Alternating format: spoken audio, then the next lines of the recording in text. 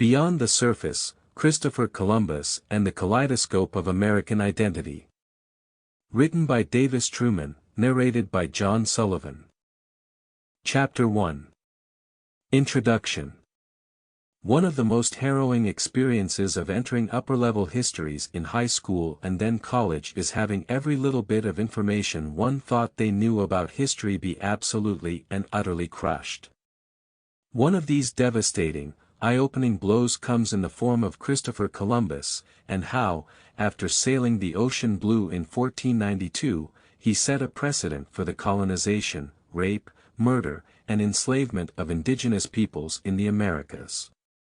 The disconnection between Columbus's widely accepted tales of heroism and the actual consequences of his voyage demonstrates how significant the mythology surrounding Columbus in the United States has skewed public perspective and how that idealization has shaped American identity from the 18th century to the present. To understand such a phenomenon, it is necessary to examine how Columbus has been added and amended to the United States national narrative, from the eve of the American Revolution to the era of Manifest Destiny, to the 1992 quincentennial of his voyage, and right up to his present-day status. To address the emerging and diverging narratives of Columbus's legacy, the role of immigration and the influence of Italians and Catholics in the United States, the U.S. treatment of Native Americans, and how these ideals have been spread by individuals, media, and educational systems must be examined. Columbus's first introduction to the United States narrative was contrived to fill a cultural void as tensions between the American colonists and the British Crown simmered.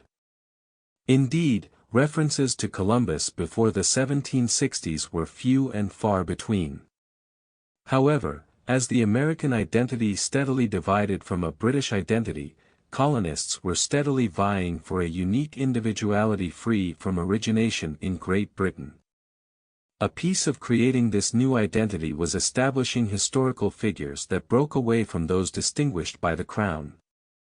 As it turned out, Christopher Columbus was the perfect fit for America's search for a usable past, and it was with almost remarkable convenience that William Robertson's book, History of America, featuring Christopher Columbus, became widely available in the young nation.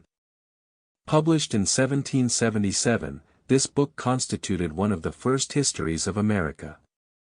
Robertson, in his section that featured Columbus, primarily referenced writings from Bartolomé de las Casas, a friar who traveled to and settled in Hispaniola and was known to advocate for the rights of the native populations that lived. Sample complete. Ready to continue?